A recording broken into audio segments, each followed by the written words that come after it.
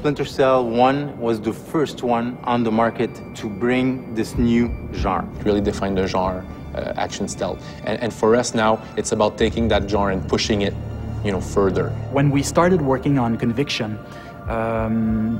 we approached it with a lot of respect because Splinter Cell is a huge brand. I love the old Splinter Cells, but it was time to kind of do something new. We did our homework, so we replayed all the Splinter Cell games. We played all the other games in the genre. As I was playing them, I found them to be a lot frustrating. I didn't feel like the guy that I was supposed to be. In reality, that kind of fantasy of playing like this kind of stealth agent, if you're spotted, it shouldn't be like mission failure, Like it should just be that kind of next step of the evolution of the action. With Conviction, we brought this new layer of action. Stealth games, they can be permissive and they can be spectacular. And how we do that, it's by allowing players to go into an action loop and then come back into stealth. The gameplay loop that we have in Splinter Cell Conviction is what we call PEV. Prepare, execute, and vanish. It perfectly describes the new gameplay that we are bringing forward. It's not you play stealth or you play action, you play both at the same time. What we're really allowing you to do now is approach these missions however you want. This is what I want to do, this is where I want to go, bang, I do it. If you approach the enemies in a stealthy fashion, you can then be rewarded with a mark and execute. Mark and execute is a new gameplay system that we've created for Splinter Cell.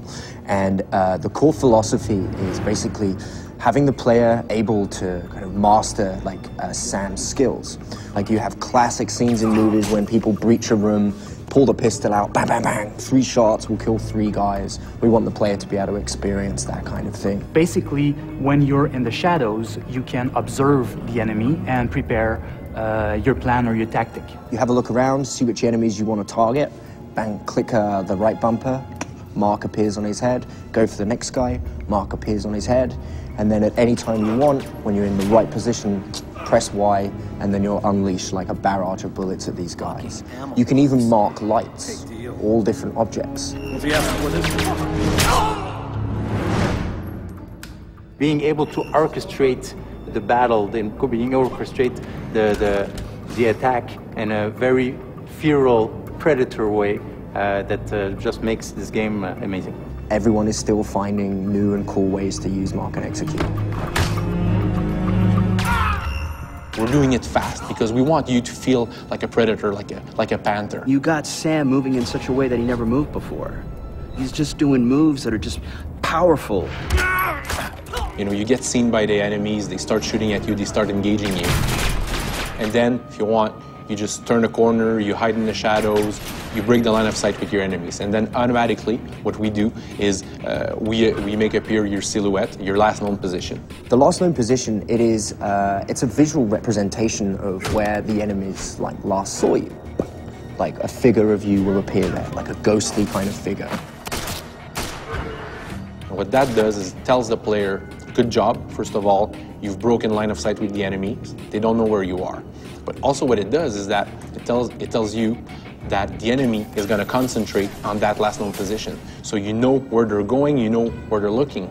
So you can flank them, you can ambush them, so you can really play with them the way a cat would play with a mouse.